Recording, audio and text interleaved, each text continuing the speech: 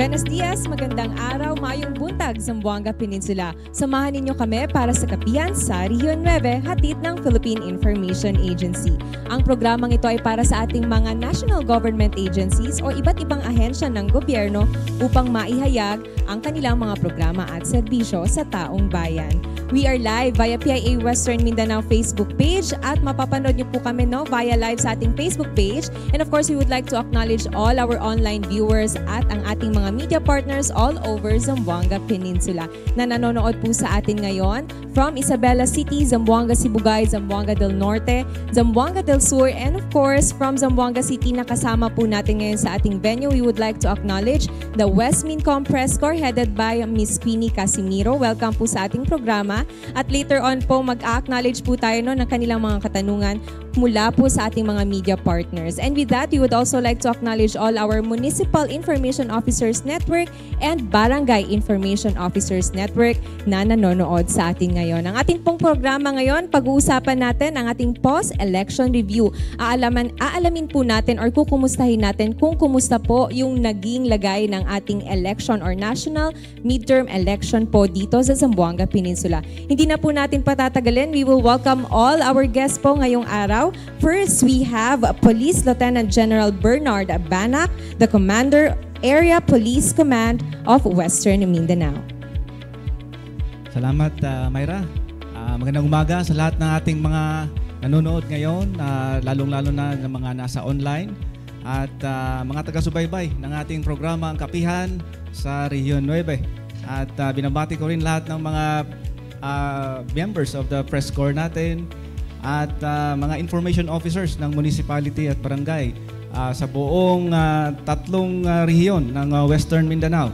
At nagpapasalamat kami sa imbitasyon ng ating butihing commander ng area ng Western Mindanao Command of the AFP. Walang iba kundi si Lieutenant General Antonio Nafarrete. Sir, thank you very much for the invitation na kami narito ngayon maging bahagi ng kapihan sa Region 9. At kasama ko rin siyempre ang Coast Guard, mga partner agencies natin, pati ang COMELEC. At of course, ang Regional Director ng ating PIA. Binabati ko rin ng unang umaga si RD Ma'am Noime Edade. Ayan, so sa inyo pong lahat, magandang umaga po. Maraming salamat po, Commander Banac. Next, we have Commodore Marco Antonio Hines, the Commander of Coast Guard, District Southwestern ng Mindanao. Magandang umaga po sa atin lahat. Marami pong salamat at kami po ay nakasama dito sa programang Kapihan para pag-usapan po ang katatapos lamang na halalan. Kung akin pong maalala, ang Region 9 po yata, tatlo kasama ko yung AFP at PNP ang nauna sa meeting. September pa lang po ata last year. Nag-meeting na kami, hosted then by General Masauding ng Pro 9. So, I'm just glad that we are all here healthy and I think ready for the next election come 2028. Marami pong salamat. Maraming salamat po, Commander Hines. Kasama rin po natin si Attorney Edsmar Alpha, the Election Officer 4 from Holo, Sulu. Assalamualaikum warahmatullahi ta'ala wabarakatuh. Kanina po nabanggit ni Ma'am Myra lahat ng kabuuan ng Region 9. Nakalimutan niya po yung Sulu. Sulu po is already part of Region 9. Kaya kami po sa Sulu, nagpapasalamat at nabahagi kami sa Region 9. Yung election po natin so far relatively peaceful sa Sulu, in fact entirely kahit sa Region 9. And then yung turnouts po natin napakataas. In fact, nationwide meron ho tayong 80.27% turnouts. And then sa buong Region 9 alone, meron ho tayong 82.59%. So far, this is the highest turnouts sa midterm elections. At kami po ay nagagalak na yung taong bayan po ay talagang nakilahok sa isang halalan, sa isang mapayapang halalan na kung saan talagang na-elect natin yung karapat-dapat na elect. Again, yung living motto po ng COMELEC, Vox Populi, Vox Dei, the voice of the people is the voice of God. So So far, yung post-election po natin, peaceful, at kami po ay nagpapasalamat sa mga counterparts po natin, sa EFP, sa PNP, at sa Philippine Coast Guard po. Maraming salamat. Maraming salamat po, Attorney Alpha. Magandang balita po, no, yung inyong naibahagi ngayon na from the area of Holosulu ay malaki po yung turnout ng ating mga voters. Later on po, alamin pa natin, no, kung ano pa po yung mga detalye, not only po sa ating probinsya ng Sulu, but siguro may mga ibang areas din po tayo na maaaring pag-usapan. With that po, we'd also like to welcome, of course, the Lieutenant General Antonio Nafarrete, the Commander of Western Mindanao Command. Thank you, Myra. Una sa lahat, ako'y nagpapasalamat, lalo na sa Philippine Information Agency Region 9 for hosting this event. No, at thankfully, we already done with the 2025 national and local election. And this forum is really vital and important for us to inform the public on how we prepared and how successful it was with the collaboration of APC, Western Mindanao, led by Lieutenant General Bernard Banac, and of course my counterpart also with PCG, si Commodore Hines, and from Holosulu or Comelec. For the past several months, and we're able to report to you that we indeed had a successful security given for the people to vote, and it became peaceful and relatively peaceful and maayos. Through this dialogue, we reaffirm our shared commitment to transparency, accountability, and good governance. As we discuss the outcomes and implications of the recent elections, let this forum be a reminder that well-informed public is the cornerstone of a healthy democracy. So once again, magandang umaga sa ating lahat. Maraming salamat po once again, Commander Nafarrete, ang commander po ng Western Mindanao Command. With that po, we would like to watch this audiovisual presentation prepared po ng ating Western Mindanao Command sa kanilang mga napagdaanan, no, or accomplishments po during the midterm elections. Inaanyayahan ko po ang lahat na panoorin po ang ating presentation.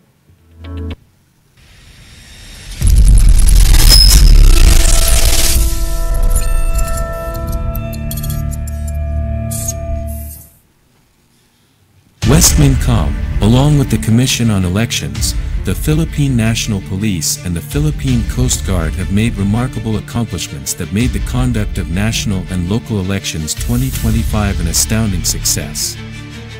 Despite the large number of election areas with grave concern or red category in its joint operational area, Westmincom devise and orchestrate a holistic security operation that redound to a generally peaceful electoral process. Covering 4 regions with 16 provinces, 16 cities, and 281 municipalities with a total of 7,554,396 registered voters, Westmincom is one among the area commands that has the largest area of coverage in terms of land area and population. Of the 38 areas in red category identified by the COMELEC for the recent national and local elections 2025, 32 municipalities are within the Westmincom's JOA. Out of these 32 municipalities, 31 belong to BARM and 1 in Manao del Norte.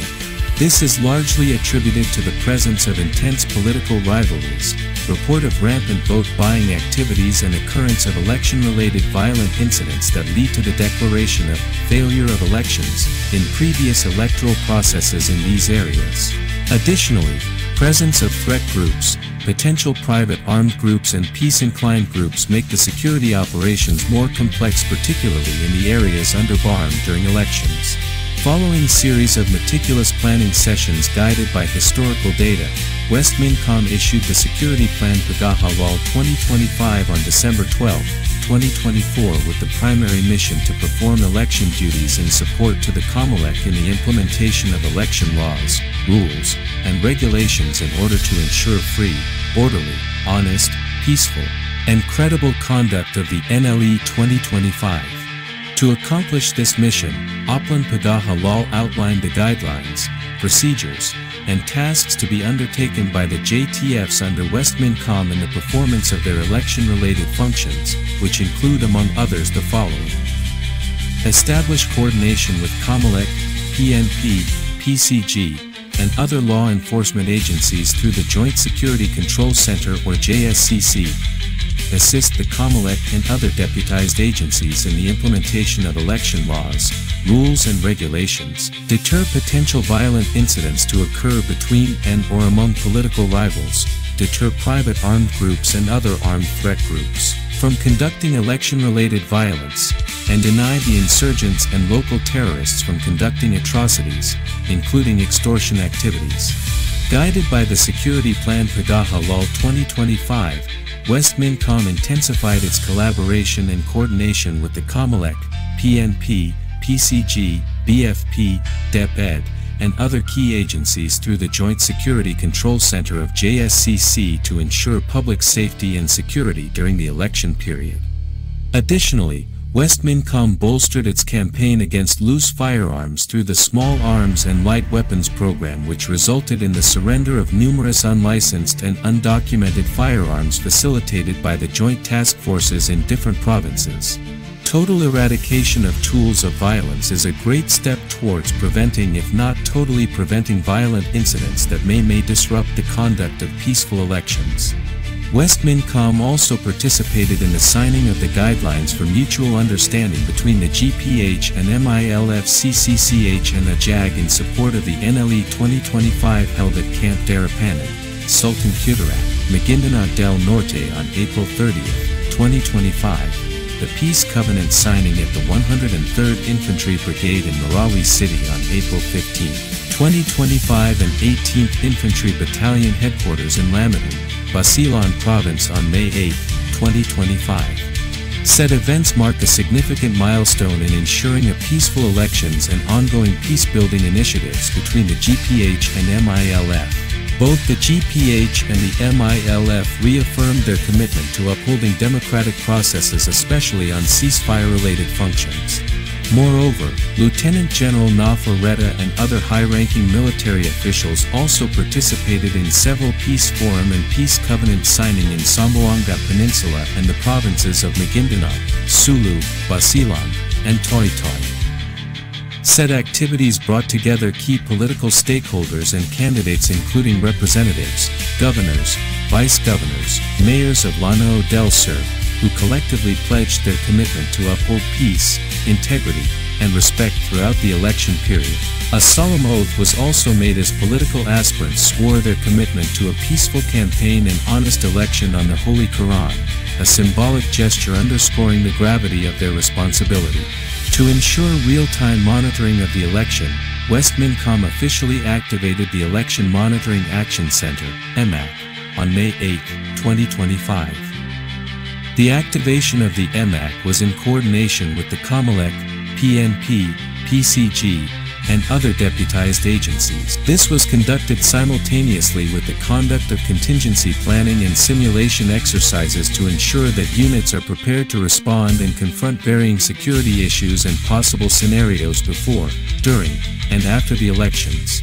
To personally see and assess the preparedness of ground units for the elections, Lieutenant General Nafaretta inspected Pualas Central School in Barangay Talambo, Pualas, Lanao del Sur, and Datu Lumanag Mangelan Pilot Elementary School in Barangay Poblacion, Boyuan, Maguindanao del Sur, days prior the elections. Both locations are classified by the COMELEC as election hotspot areas due to occurrence of election-related violence and presence of intense political rivalry. Along with Datu Odin Sinsuat in Maguindanao del Norte, Boyuan Municipality was also declared under COMELEC control during the elections. Because of this, units on the ground enhanced the fortification of respective polling precincts, such as establishing screening areas, control gates, and alleys made of bamboo to ensure orderly assembly of voters. They have also modified non-lethal weapons for crowd control and dispersal of mob attacks. This ingenuity and innovativeness of our troops helped them effectively secure the polling precincts from commotions and other civil disturbances that may disrupt the conduct of orderly electoral process. Despite the extensive security preparations, there were still a number of election-related violent incidents reported. From October 2024 until the election day, a total of 59 election-related violent incidents occurred in the West Mincom JOA. This includes shooting incidents involving political aspirants that mostly transpired in Lanao del Sur and Maguindanao provinces. Most significant of these was the shooting incident in Datu Odin Sinsuat, Maguindanao del Norte, wherein an election officer and her husband were killed, and the explosion which transpired at the Boyuan Municipal Hall that resulted to damages and burning of a vehicle and wounding of 2 civilians. Nonetheless, these numbers of election-related violent incidents were minimal compared to previous elections based on historical data, particularly in the Barm area during the Barangay and SK elections in 2023.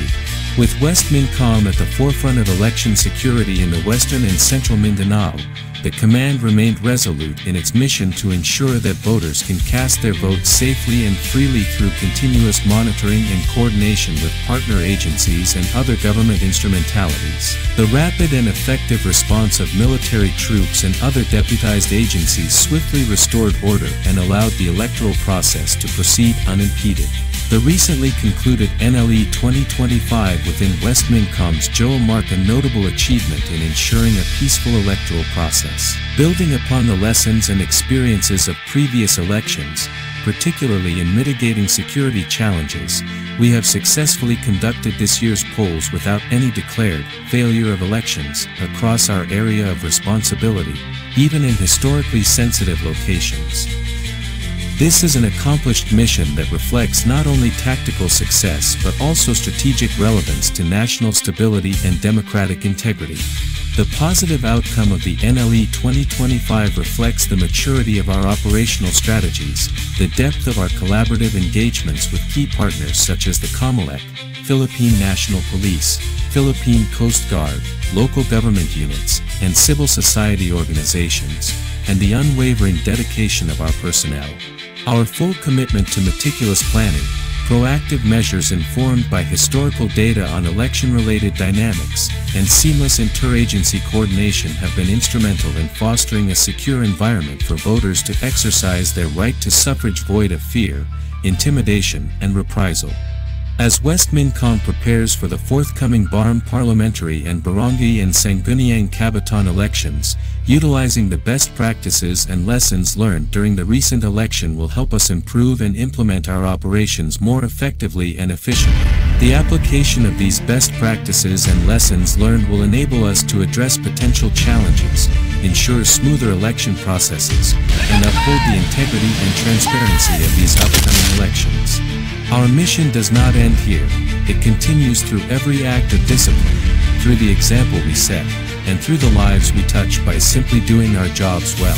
The success of the national and local elections 2025 reminds us of what we are capable of when we serve with honor, excellence, and unity of purpose. This shall serve as our anchor to keep us steady and our compass to guide and direct us as we continue to perform our duties with deep commitment to fulfill the constitutional mandate of the armed forces to protect the people and uphold the integrity of our democratic institutions, and in achieving our vision of becoming world-class and source of national pride.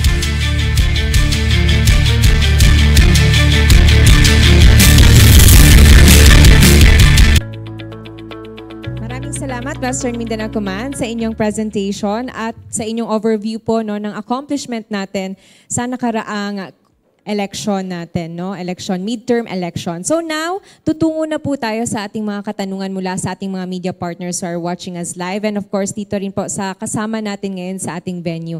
Uunahin ko po munang basahin ang katanungan mula sa Zamboanga del Sur. Kahit sino po maaaring sumagot po dito sa kanilang katanungan. We've seen in some areas na medyo natagalan sa pag-vote ang mga tao dahil kulang o kukonte ang mga polling precincts. What measures will be implemented to prevent similar issues in future elections, especially in rapidly growing or remote communities? Maybe our COMELEC officer po. Magandang umaga po. Yung tungkol po sa mga precincts po natin, since ACM po tayo, automated counting machines, lahat po ng mga precincts natin are allotted by the Commission on Elections Intramuros. So lahat po yan na pag-aaralan para at least kahit papano, yung mga ganyang kulang na precinct ay magagawan natin, madadagdagan natin kung sakasakali. Pero this coming elections po, sa barangay elections natin, most likely manual elections po tayo. So kung magba-manual elections po tayo, mas lalong madadagdagan yung mga precinct natin. So sa tingin ko naman po, lahat yan ay gagawan ng paraan ng commission po. Thank you very much po. Next question naman, how did the deployment of troops in conflict-vulnerable areas impact the general sense of peace and order among local communities during election week? Commander. Thank you, Myra. Even before the conduct of the D-Day, our troops are already on the ground. Even 2 months before, nagkaroon na tayong dialogo sa mga komunidad na ang presence natin doon is to make them secured and down to the barangay level. So mayroon tayong engagement together with the PNP and the Coast Guard and of course with the COMELEC through the municipal election officers. So hindi tayo nahirapan at nakilala yung tropa sa ground. And the early deployment of our troops really is a significant factor in mitigating and deterring the plans or whatever gagawin ng mga gustong gumulo nung ating electoral process. Baka meron po tayong ma-add, sir? Yes, tama yun, Myra. Susugan ko yung sinabi ni General Navarrete. Ang early preparations and early deployment ay napakalaking epekto sa pagkakaroon ng kumpiyansa ng ating mga kababayan na mag-participate, bumoto dito sa ating halalan ngayon. Nakita natin na ang napakalakas na collaboration and coordination ng between AFP, PNP, and the Philippine Coast Guard, ang tatlong security sector natin under the supervision ng ating COMELEC. So, ito ay magagamit natin sa susunod na muli na halalan ngayong Oktubre para sa nalalapit na parliamentary elections naman ng Bangsamoro Autonomous Region in Muslim Mindanao. So yan ang isa sa tinitingnan natin ngayon. At gagamitin natin muli ang mga lessons at mga nagawa nating mabuti para maging successful din muli itong nalalapit na parliamentary elections ng BARM at ganoon na rin yung barangay elections kung sakali mang matuloy. Kaya talagang labis ang aming pasasalamat sa ating counterpart, ang AFP Western Command at ganoon na rin ang Western Command ng Philippine Coast Guard. No? Dahil magkatuwang kami, talagang magkakasama kami dyan, Myra, sasama-sama kami na early deployment, early preparation, talagang it pays kapag ginawa natin yan. Thank you very much po, General Badak. How about po si Commodore Hines? Kumusta po yung deployment natin for the Philippine Coast Guard? Ang amin naman deployment, despite the fact that we are around 1,200 just in this region, we have committed about half of that, 637 in fact, na-deploy namin yan para maging kasama ng AFP at saka ng PNP. And we have also utilized 41 floating assets, and that includes 2 vessels from the Coast Guard, and I'd like to give credit also sa BIFWAR sapagkat nagamit namin ang isang barko nila sa D-Day po ng election, at doon po makikita talaga na we tried our best and participate whatever we can to ensure that there will be a peaceful and credible election. Thank you very much po, Commodore Hines. Next question naman po, ito po ay para sa COMELEC. Still from Zamboanga del Sur Media natin. What was COMELEC's crowd control strategies on election day? Why did it become a problem for many schools and precincts in Zambasulta? Una sa lahat po, yung naging problema natin during E-Day is yung transmission. Alam naman po ng ating mga kababayan na mahirap po yung internet connections. So that's why may mga allotted po kami na Starlink sa mga lahat ng mga presinto na dapat malagyan ng Starlink para nung sa ganon yung transmission po natin ay mapabilis. Pero ganun pa man, kahit anong preparation yung gawin natin, kung talagang technologically medyo mahina yung internet natin, talagang may mga aberya na mangyayari. Pero ganun pa man, yung COMELEC po, lahat yun naayos naman natin nung mga panahon noon at nagkaroon naman po tayo ng 100% transmission. That's why, sabi ko nga kanina, nagkaroon po tayo ng 80.27 turnouts of boats nationwide. So, tingin ko naman successful yung COMELEC natin sa sa transmission at sa natin ng mga internet connections po natin. Thank you very much po. Yes po, we have additional from General Nafarete. Yung yung observation ng attorney on the ground. Why yung pagboto ng mga individuals sa daming precincts, minsan hindi alam nung botante natin kung saan pupunta. No? I think this will also be a part of the lesson dun sa mga ating mga communities. Whenever ang ating mga municipal election officers talagang i-educate sila. Days before sinasabi na etong barangay, etong kwarto na to, etong minsan hindi na on D-Day na lang sila pupunta. So I think we will look into that also para maging maayos yung pagpasok sa mga polling centers because of sa dami. Yung iba kasi hindi na nakikinig doon sa kung anong room sila dapat. So doon lang ang may konting tayo doon challenge really, but eventually naayos 'yon. So I think we need to inform the communities na day before dapat alam na nila kung saan silang naka-set up naman na yung they can already look on the may mga papel naman nakasulat doon, attorney, kung saan silang room. Thank you. Yes po, attorney. Dagdagan ko lang po yung sinabi ni General Nafarete. In fact, meron po tayong voter certificate registration. Yung voter certificate registration po, pwede naman pong kunin ng ating mga kababayan prior to election day para at least kahit papano malalaman nila po kung saan precinct sila na ma-assign. In fact, on the day of elections po, meron po tayong tinatawag na Voters Assistance Desk na kung saan ito po yung tutulong sa ating mga kababayan para malocate nila yung mga precinct na dapat kung doon sila boboto po. Maraming salamat po muli, Attorney Alpha, and of course, General Nafarete. Ngayon po, tutungo tayo sa katanungan mula sa ating media partner po from Zamboanga City, who is with us today. We have Sir Joseph Sosoprado of XFM. Yes, sir.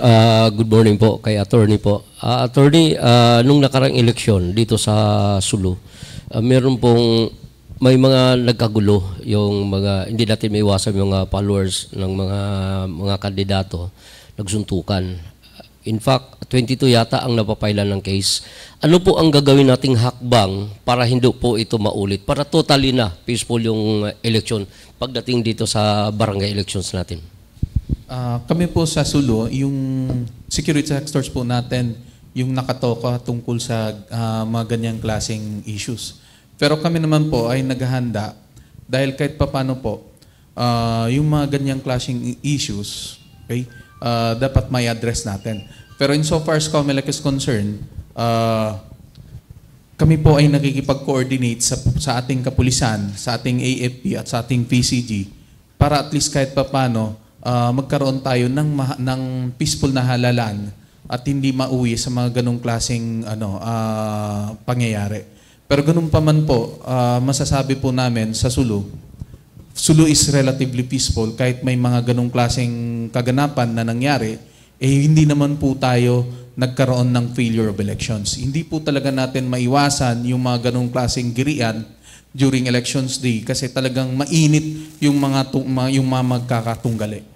Pero ganun pa man, wala hong nangyaring failure of elections sa Sulu at masasabi po natin na natuloy pa rin yung elections natin sa Sulu. Ganun po. Thank you po. Thank you po. I think may additional din po si General Nafarete. hindi lang po sa Sulu nangyayari yung suntukan, yung mga girian, and even in other regions. I think one of the best practices, I think we will already be implementing come next election. Na-control namin yung flow papasok doon sa voting centers. But meron kaming gap doon, nakita doon pa lang sa bago pagpasok. Pagtingin pa lang nila doon, usually kasi nakaseparate yung area ng pupunta sa voting center, marami sila dyan. So I think doon ngayon yung challenge at doon nangyayari yung girian nila kung saan sila naghihintay ng buong parehong kung kaninong partido. So this time, again, we will adjust that preparation. Siguro isa-separate namin doon pa lang sa paghihintay yung both kung ilan man yung grupo na contending para hindi na sila magkagulo. Then we control that area. Hindi lang pababayaan sila doon at usually doon talaga nangyayari yung girian. Thank you. Yes po, may additional din po si General Banak. Yes, tama yun.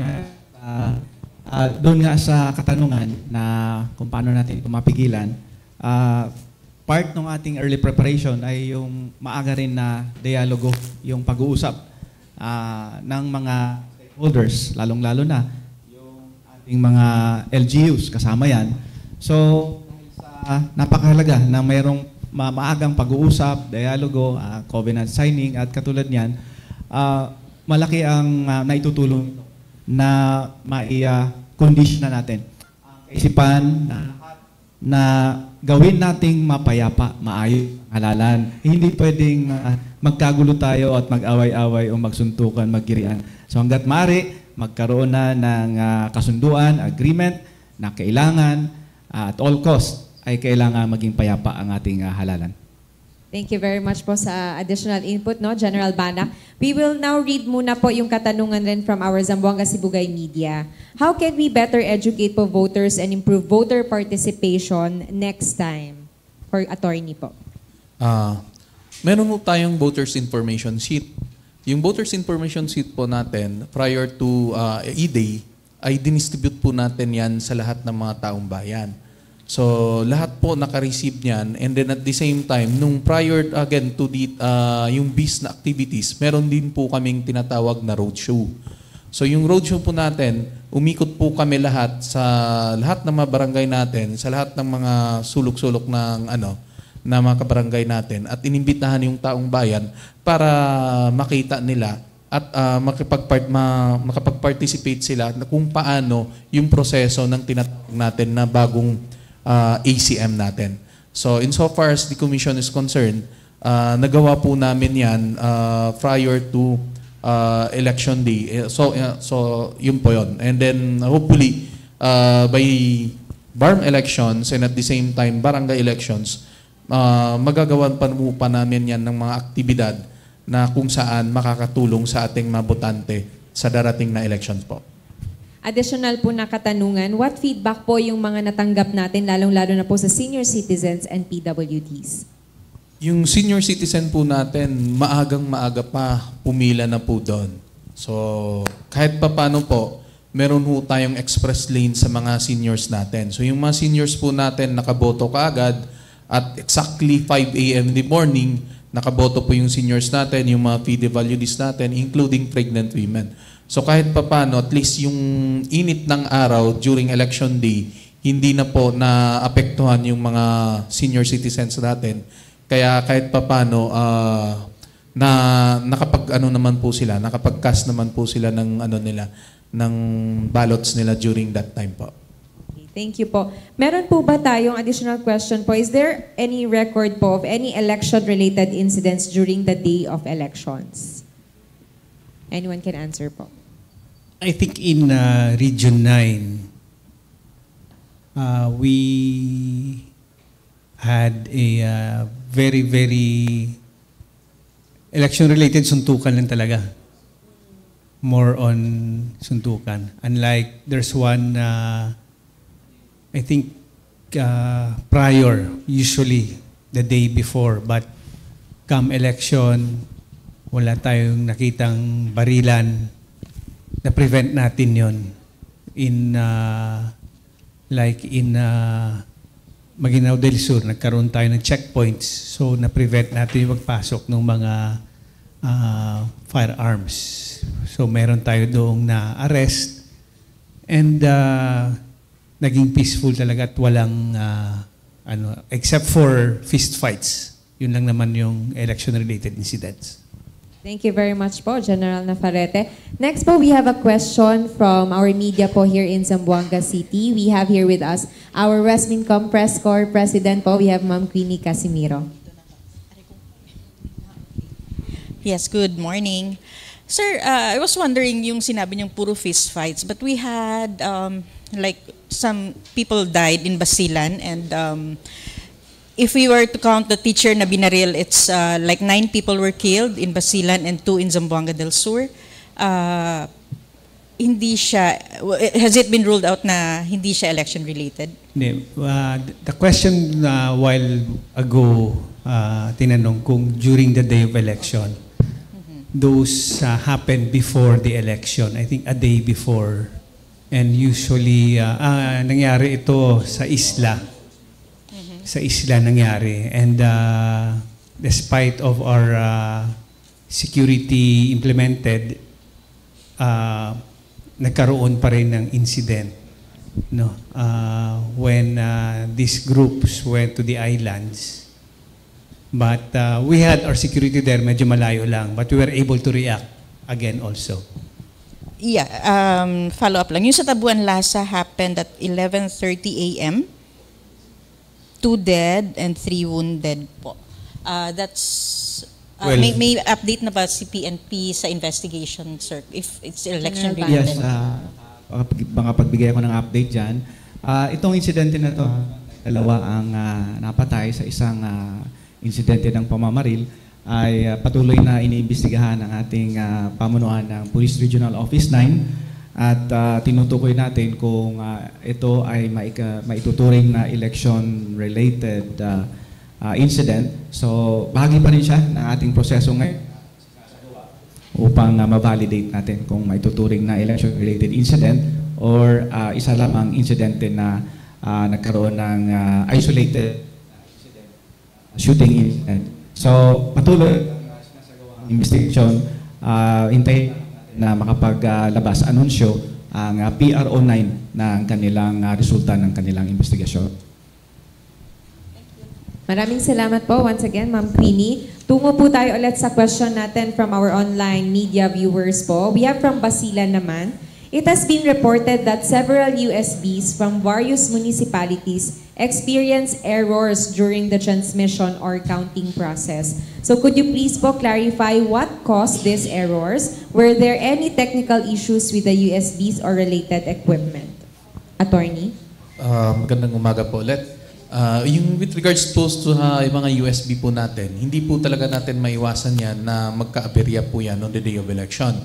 Ganun pa man, katulad ng mga island municipalities po, like for example sa Basilan and Sulu, talagang trina-transport po natin yung ACM from the main town to the island municipalities. So hindi po natin maiwasan na magka-aberya yung USB natin. Pero ganun pa man, they were able to transmit it 100% yung mga elections paraphernalia po natin at the same time yung elections results po natin sa MBOC nila at saka sa PBOC. So at least kahit paano po yung boto po ay na-transmit naman at nagkaroon po tayo ng 100% transmission. So yung mga ganyang klaseng pangyayari po ay hindi po natin maiwasan. Talagang kumbaga these are acts of gods na hindi natin malaman kung bakit nangyari yon. Pero ganun pa man, meron po kaming nakantabay na contingency na kahit papano kung ganun klaseng yung pangyayaring na mag-happen, maaanon po namin kaagad yan. Makaka-react po kami kaagad sa mga ganung klaseng pangyayari po. Meron po tayong follow-up to that. Were there any delays po or disruptions in the election results due to these errors? Yun nga po, pag nung nagkaroon po ng error yung USB po natin, medyo na-delay po tayo ng konti. Pero meron naman pong contingency na ginawa yung COMELEC natin na kung saan yung mga USB po natin, kasi meron po tayong yung main USB and final backup USB. So yung mga backup USB po, yun po yung nakatulong sa atin para at least kahit paano magkaroon ng transmission. Thank you very much po, Attorney. Next po, I think nasagot na po ito kanina, pero clarification lang po. Yung regarding po sa reports on firefights and security concerns po or fistfights po sa some municipalities in Basilan. Could the military po or security agencies provide an assessment of the current security situation naman in Basilan? So after election, I think these are more election-related incidents. Pagkatapos ng election, we are still monitoring and continuing yung ating conduct of security operations there in Basilan. But we're implementing and ongoing naman yung ating operations, but this time more on the threats naman dun sa in coordination with the PNP sa lawlessness naman. Opo. But yung communities, we still have the presence of our personnel there. Okay, may additional po si General Bana. Sa tama, Mayra. On the part naman ng PNP ay tuloy-tuloy pa rin naman ang ating pagganap ng tungkulin, ang panatilihin ang kaayusan, kapayapaan sa ating mga komunidad. So nariyan ang mga pulis natin upang magbantay at tumugon sa anumang mga pangangailangan ng ating mga kababayan. Kung may mga emergency at kung ano man, ay nakahanda ang ating PNP na kaagad rumisponde at tumugon.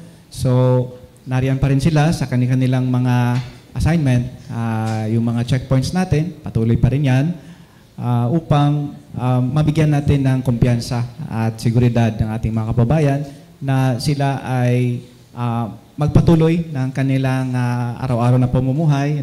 The election is over, so life goes on. Tuloy ang ating mga kababayan sa kanilang buhay at kanilang negosyo at sa kanilang mga gawain. Maraming salamat po, General Banac, and of course, General Nafarrete. Next po, question naman from Zamboanga del Norte media natin. About the election po, meron po bang mga notable reported incidents for Zamboanga del Norte? In Zamboanga del Norte, it's really different compared sa other like in Cotabato. So wala tayong ganun ka laking insidente. There was no report ng election-related incidents during the election. Siguro very minimal but manageable lahat. Okay, maraming salamat po.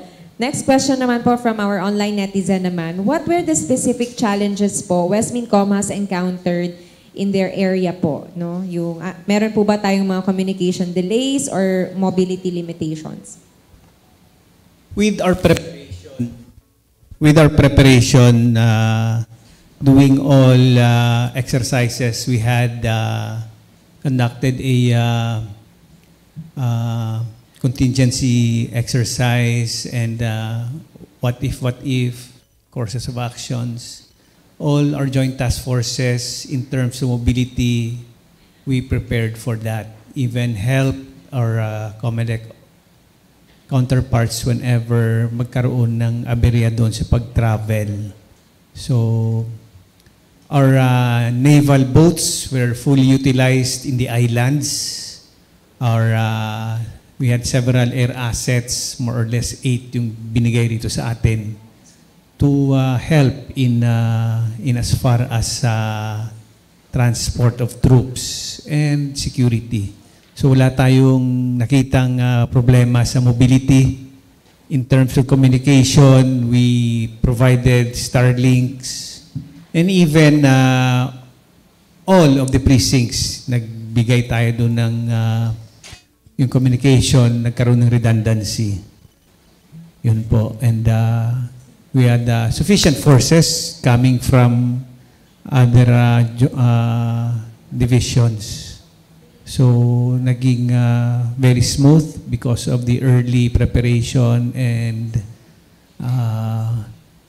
exercises. General, meron pong follow-up to that, no? Paano po yung paggamit natin ng ating mga technological upgrades? Meron po ba tayong nagamit, no? Na make use like mga drones during the election natin?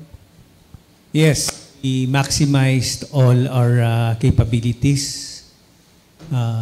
Malaking bagay yung paggamit ng drones natin, no? To monitor all the areas. All our brigades and battalions merong capability nito. And even our air assets, nagkaroon tayo ng persuasion flights during the day of election. Walang humpay na the different joint task forces. We allocated them to helis for them to utilize during the election. So, yun yung mga capabilities na ginamit natin. On the naval side naman, si Joint Task Force Poseidon, lahat ng isla, we had several boats also deployed para ma-enhance yung communication, ma-enhance yung security on borders to prevent yung kung mayroon man mag-attempt na from other islands. Thank you very much po. May additional din po si General Bana. Well, sa PNP naman, isang challenge o hamon na kinaharap natin at agad naman nakapagtugon tayo ay yung kailangan nating i-deploy ang ating Special Electoral Board o yung SEBs natin sa isang sitwasyon sa Dato Odinsin Suwat. No? Doon ay kaagad nakapag-provide tayo ng 329 na mga kapulisan natin na siyang nagsilbi ng mga SEBs dahil yun ang naging kasunduan upang ma-resolve yung standoff doon. No? At salamat sa presensya ng ating mga kasundaluhan at natulungan ng ating kapulisan na control yung crowd. No? Sa dami ng tao, talagang ma-overwhelm ang ating mga kapulisan at kasundaluhan. Pero dahil sa nariyan ang ating mga SEBs, no? higit 300 kaagad ang na-deploy natin to take over the work, the place of our teachers. No? Bilang yun ang resolution upang maayos natin at makapagpatuloy na ang halalan doon noong Mayo 12. So, malaki ang pasasalamat namin sa lahat ng mga kababayan natin doon sa Dato Odinsin Suwat sa kanilang kooperasyon at natuloy din ang halalan doon. Thank you very much po, General Bana. Next question po, meron po tayo from Ma'am EJ May Camins of Wonder Radio. Yes po, good morning po. Sa cybersecurity naman po, sir, is there any cybersecurity related incident po during election po? Thank you for that question. We never had any information gathered or natanggap when it comes to cybersecurity, and meron naman kami contingency for that, but wala tayong nakitang problema. Follow-up question po. Sa ano po, kamusta po yung mall voting po dito po? Yung first time mall voting po. Mall voting. Sa mall? Opo. I think wala kaming problema doon. Si Comelec Chair siguro. Dito po sa Zamboanga City, meron po tayong mall voting sa KCC. So far, this is the first mall voting sa KCC na ginawa dito sa Zamboanga City. Maayos naman po at walang naging problema yung mall voting po natin. Thank you po. Thank you very much po. Next, we have Sir Justin Bulanon of Radio Pilipinas.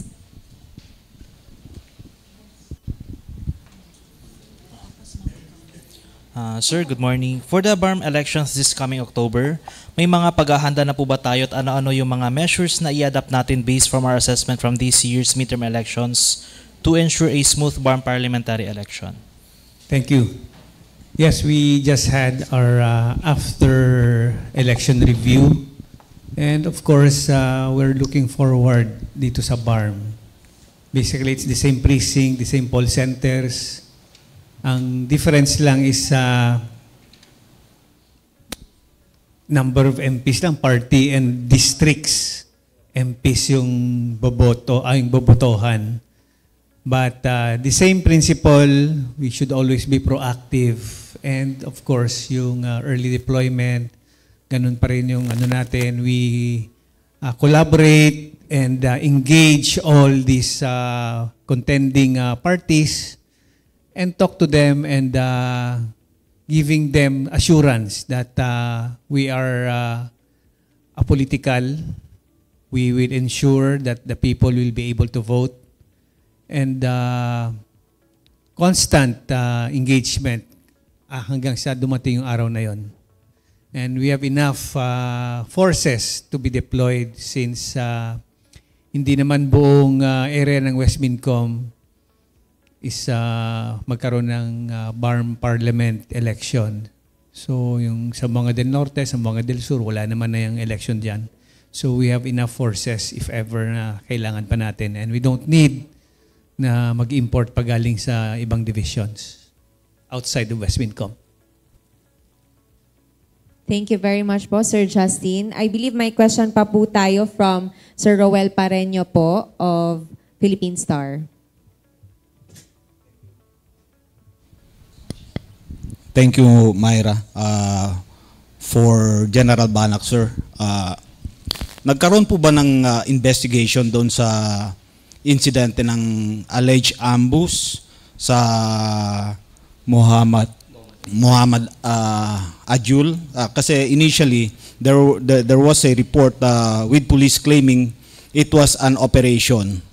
They intercepted the boat. But however, in the media briefing provided by the victims themselves, led by the former mayor, they said they identified the people who were behind the attack against his supporter. That prevented them to go to the island and vote.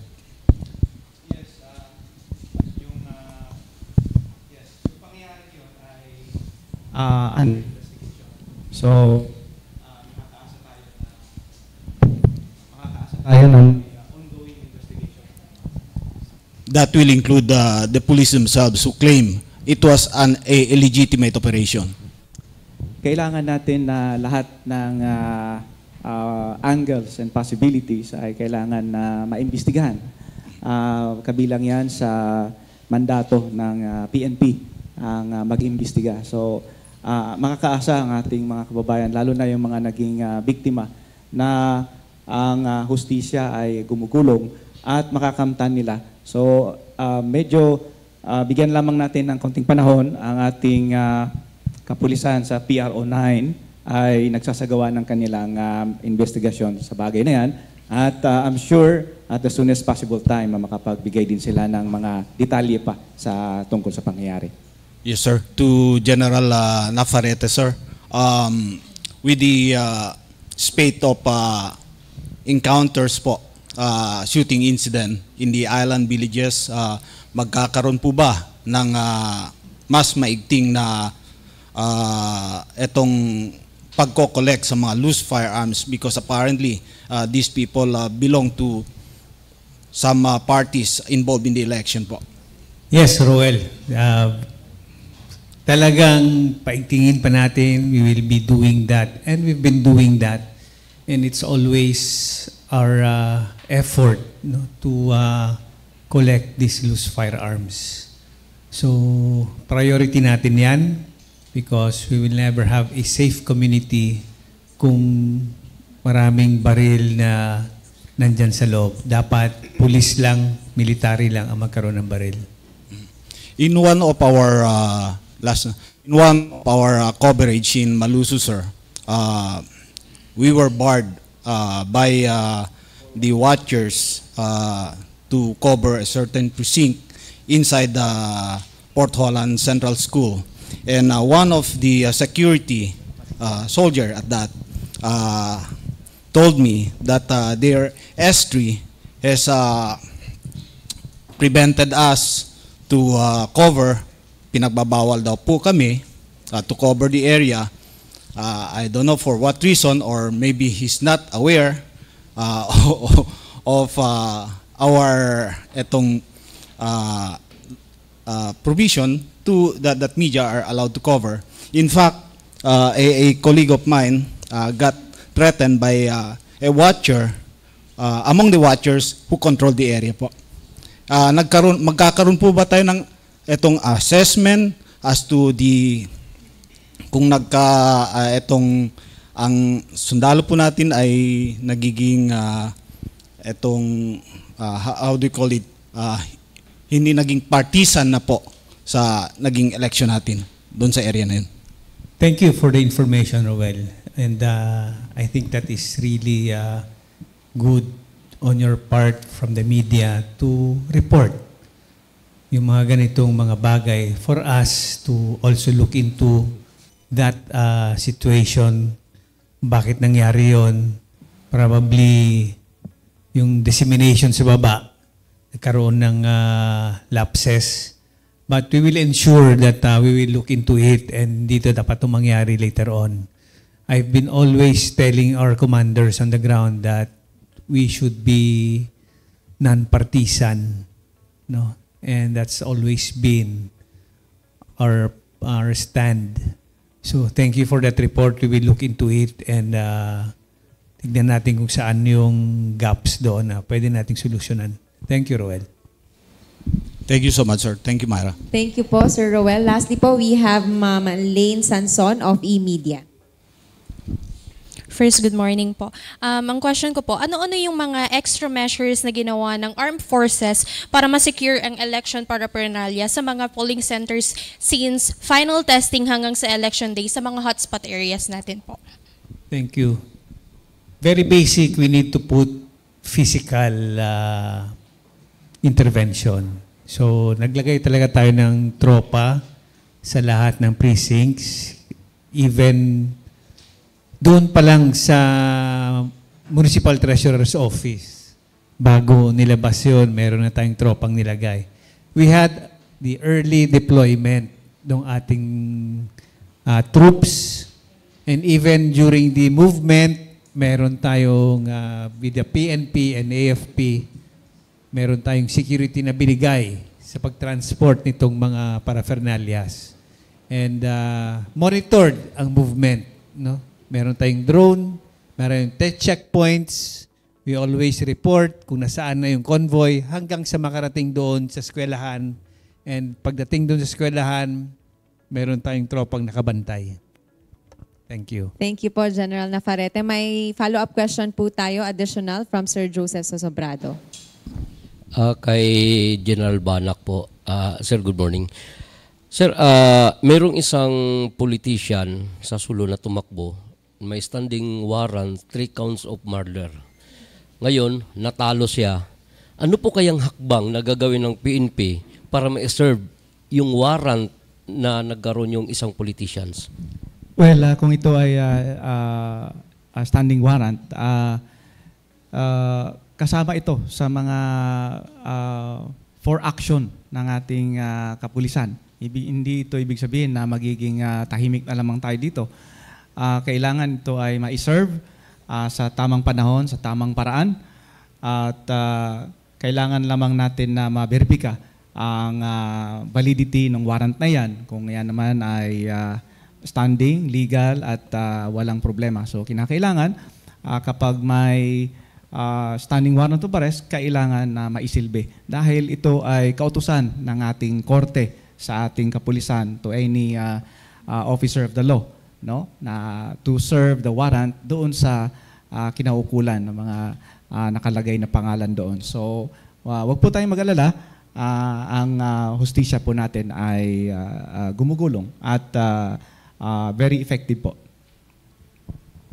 Okay, thank you very much po. May mga iilang katanungan pa po tayo online, no, na maaari pa po nating masagot. Ito po para sa atin namang Philippine Coast Guard. May election-related incidents po ba sa mga shorelines natin sa Zamba Sultan, especially po sa Zamboanga City, no, na meron din tayong mga island barangays? And how many PCG personnel po were deployed on the day of election?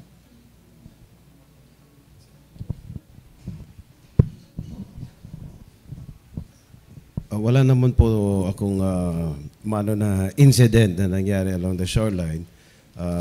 Dahil na rin ito sa preparations that we have made. na-mention sa Sambasulta, there's an incident but it happened in Tawi-Tawi. But through the help of the Coast Guard, the PNP and the Armed Forces there, na ayos naman. Ito yung pagpipilit na pumasok sa presinto naman, hindi naman wala pong mapakitang registered voter sila. Ayun naman po ay na-actionan. To the question of how many were deployed, we deployed around 637 personnel from the Coast Guard, Southwestern Mindanao. And as to the assets, we deployed 41 floating assets. Yung iba po rito ay through contractual agreement, no? Dahil iba kasi ito, sabay-sabay simultaneous deployment ito nationwide, so mauubos po yung floating assets ng Coast Guard. Kasama rin po rito ang 2 barko ng Coast Guard, 4404 at saka 4401. At katulad ng sabi ko kanina, 1 barko ng BIFAR. We were allowed to use one boat from BIFAR para maka-augment na rin dito sa Region 9, sa border security natin. At sa paghatid at pag-escort doon sa mga island barangay and island municipality na may mga voting precinct. Thank you. Thank you very much po, Commodore Hines. Next question pa po for COMELEC. Meron pong na-monitor no, si PPCRV during the election, yung ating mataas na number of votes during canvassing tapos biglang bumaba. Yun po yun. Yung boto po yun, ma'am, is from ABS-CBN Halalan. Okay? Yung ABS-CBN Halalan po, hindi po talagang magkatugma yung official counting natin sa COMELEC at saka sa ABS-CBN Halalan. Kasi ang nabibigyan lang po natin ng election returns after election is yung mga dominant party, tsaka dominant majority party, tsaka yung mga media, PPCRB na naka-register sa COMELEC natin. So kagaya po ng sa Holo, ang turnout votes ng ABS-CBN Halalan is around 44,000. Pero nung nagkaroon po tayo ng official election returns, around 42,000 lang yung sa Holo itself. So talagang meron pong discrepancy. Pero the discrepancy po with regards to ABS-CBN at saka sa COMELEC, siyempre yung COMELEC po yung mag-prevail. Pero the thing is, entire Philippines, yung election turnouts po natin masyadong malaki as compared to the previous elections. In fact, this is the highest turnouts of votes midterm elections dito sa atin, sa Pilipinas pa. Follow up po, may mga ink po na madali lang na-erase. Bakit po iyon? Yung ink na indelible ink, okay, so far yung sa indelible ink po natin, talagang ma-erase po yan pagka nilagyan natin ng mga ang tawag nito, yung, for example, yung alcohol. Diba? Pag nalagyan natin ng alcohol yan, talagang matatanggal po yan. Yung indelible inks po natin is halos parehas din naman sa mga ink na meron tayo dito sa sa market. Pahabol pa po, meron yung mga teachers po ba natin who served during the election day are well compensated? Yes po, nagkaroon na po tayo ng 100% payouts. In fact, hindi po tayo lahat po ng nationwide po, lahat ng election officers po, meron pong reports na binibigay sa Commission Intramuros. So ako sa Holo po, nagkaroon po kami ng 100% payout and then it was already reported to COMELEC Intramuros po. Thank you very much po, Attorney Alpha. Next po, may pahabol tayong katanungan from our media partner po here in Zamboanga City, Ma'am Jasper Sumagang of RMN.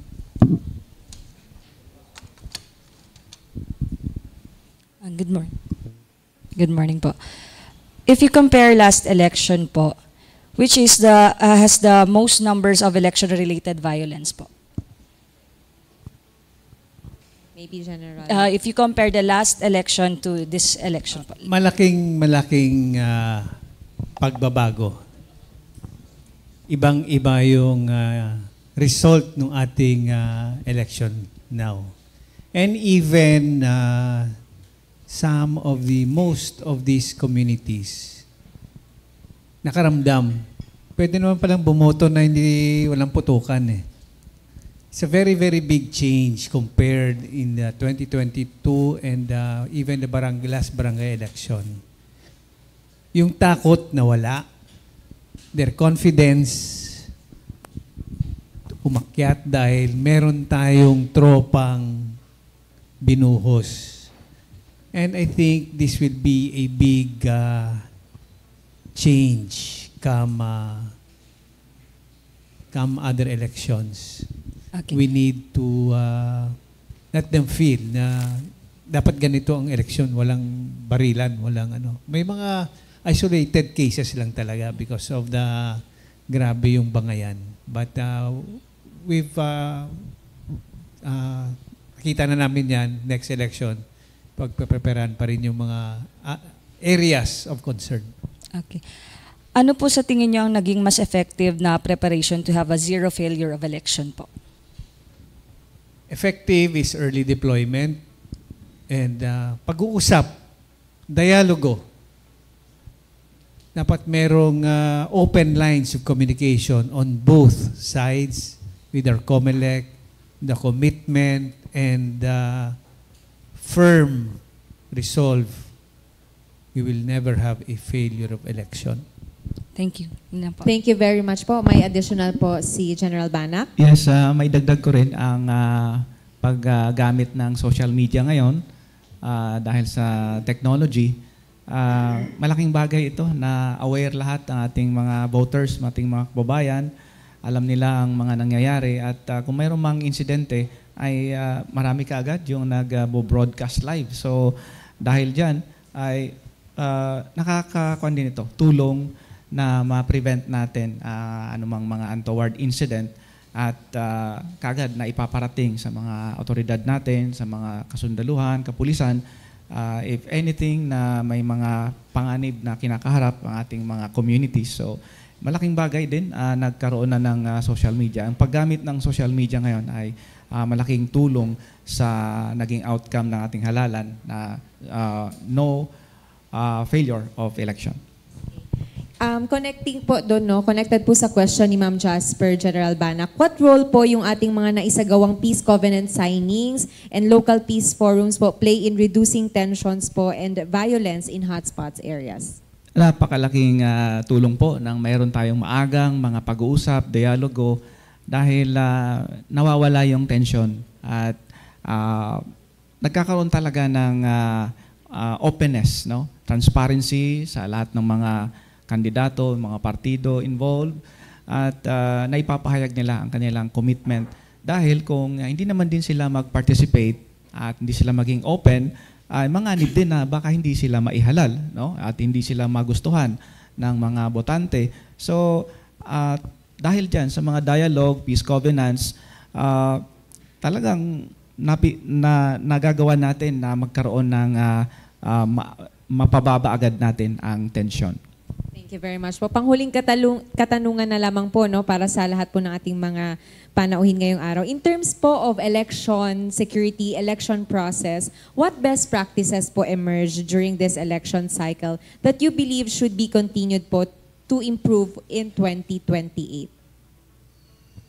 We can start po with Attorney Alva. Sa Commission on Elections po, yung best practice natin, again, yung early preparedness po. At the same time, yung collaborations, cooperations with our security sectors, sa publiko, sa lahat ng mga kandidato na candidates po natin, at least yun po yung naging best practice po natin. At the same time, yung peace covenant. So at least yung commitment po lahat ng mga persons at stakes during the elections, lahat po yun kahit papano nagbigay naman ng commitment nila. Para at least nang sa ganun, yung election po natin, wala pong nagkaroon ng failure of elections. We have General Banak. Yes, sa PNP naman, isang best practice natin na gagawin din natin sa susunod pang mga halalan ay yung paghahanda ng PNP para maging Special Electoral Board o maging SEB. So, handang-handa po tayo para dyan. Gagawin din uli natin yan sa susunod na halalan. Kung may pangangailangan ay handa pong mag-take over ang ating mga kapulisan to become SEBs. Commodore Hines po. Idagdag ko lang yung sa part ng Coast Guard, maliban sa nasabi na nila, yung pasasalamat din namin at dapat may pagpatuloy. Yung sa national leadership, sa part po ng Coast Guard, napaaga po yung logistical requirements namin. Kaya mas nag-improve po talaga yung performance ng Coast Guard pagdating sa pag-deploy ng tao, pag-deploy ng floating assets. Malaking bagay po yun na lalo na we have to transfer some equipments and materials doon po sa mga island and municipal precincts. Thank you very much po. And of course, lastly po, we have General Nafarrete. Yes, actually, on the part ng AFP, we really had several initiatives. Tama yung sinabi sa counterpart natin, yung pakipagdialogo, yung Peace Covenant. And we always, hindi lang isang beses yung pakipagdialogo. It should be a constant process. Always meet lahat ng partido, no? And of course, yung early deployment and utilization of all the resources para maging successful yung electoral process natin. And really, the maturity nung natin, ng mga voters. We need to educate yung mga voters natin. For us, we should always be proactive. Let us not be reactive. We should always be one step ahead and ensure that up to the last man on the ground, alam niya yung kanyang gagawin. Ensuring that we'll be able to execute yung ginawa naming security plan. Yun po. Thank you very much po. With that, of course, nais po nating pakinggan yung kanilang mga closing messages po. Kung meron po tayong mga paalala po para sa ating mga residente po ng Zambasulta, Zamboanga Peninsula, Basilan, Sulu, and Tawi-Tawi, and for the entire Western Mindanao.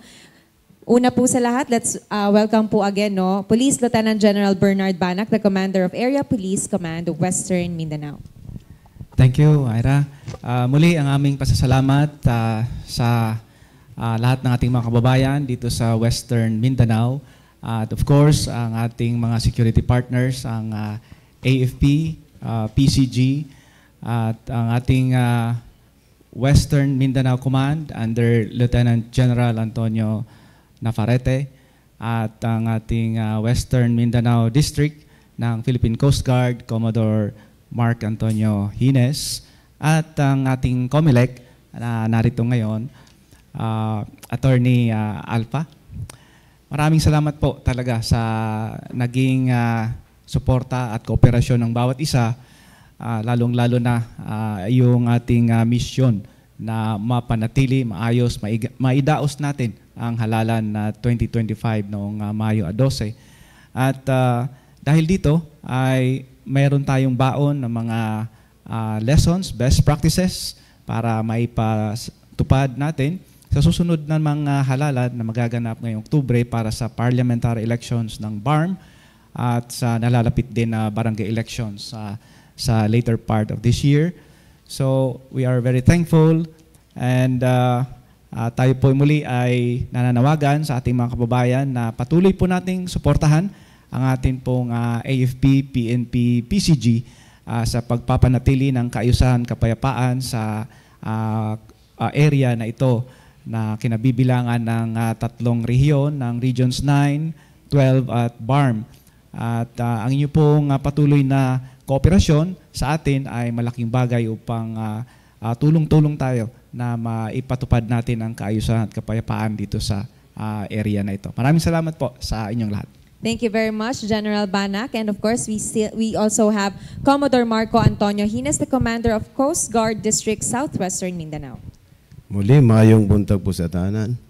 Ako'y nagagalak at nagkaroon po tayo ng ganitong dialogo at napag-usapan natin ang mga pwede pa nating gawin, ma-improve para sa next na halalan.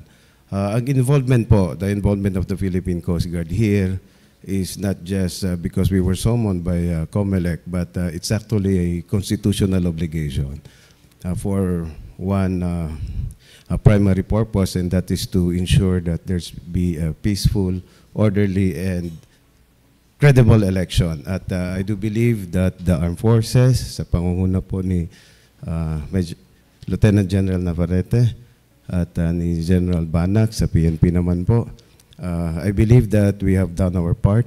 Our troops were able to deliver professionally and with passion. Yung passion po, yun po yung nag-allow talaga for our troops to take an extra mile. Hindi po biro yung deployment, sapagkat gabi pa lang, pag-deploy na nila, sila na po ang nakatoka doon hanggang matapos po ang election. So, despite meager resources, part ng Philippine Coast Guard, we were able to deliver. I would like to believe on that. And I'd just like to compliment the personnel of the Coast Guard under my watch, Coast Guard District Southwestern Mindanao, and some portion of BARM, yung sa Hulo po, that their action, their support to the COMELEC, to the armed forces, sa Western Mindanao Command, and sa PNP, resulted to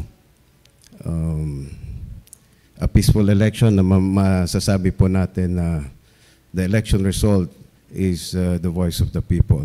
So it can be said that in this region, Vox Populi, Vox D has been achieved. Marami pong salamat. Thank you very much, Commodore Hines. Now we have Attorney Edsmar Alpha, the election officer po ng Holos Sulu. Assalamualaikum warahmatullahi ta'ala wabarakatuh. Sa atin pong mga kababayan, magandang umaga po muli. Gusto ko po pasalamatan yung counterparts po natin sa AFP, kay Lieutenant General Navarrete, sir, kay Lieutenant General Banac, sir, sa PNP, and sa PCGs kay Commodore Hines, sir. Maraming salamat po sa matagumpay na pagtulong sa amin sa election at least nagampanan po natin yung election na maayos. Nagkaroon po tayo ng free, orderly, honest, and credible elections. Yun po yung mahalaga doon, at least na-preserve po natin yung demokrasya at yung tinatawag na living motto ng COMELEC, which is yung Vox Populi, Vox D, the voice of the people is the voice of God. At least kahit papano, lumabas po yung resulta ng mga taong bayan, yung gustong halalin ng taong bayan na pinuno natin.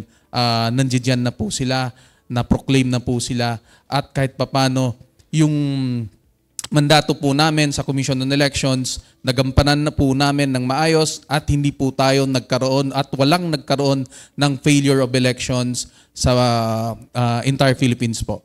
So muli, ako po ay nagpasasalamat sa taong bayan. Nagkaroon po tayo ng turnouts votes na napakalaki. In fact, we have 80.27% entire Philippines turnouts. Sa Region 9 alone, we have 82.59 turnouts of votes. Ito po ay isang manifesto na ang taong bayan ay gustong maghalal ng pinuno na dapat nararapat sa itong elections po natin. So maraming salamat po sa lahat at maraming salamat po. Nagkaroon tayong ng matagumpay na election. Thank you po. Thank you, Attorney Alpha. And of course, we have the commander po ng Western Mindanao Command, Lieutenant General Antonio Navarrete.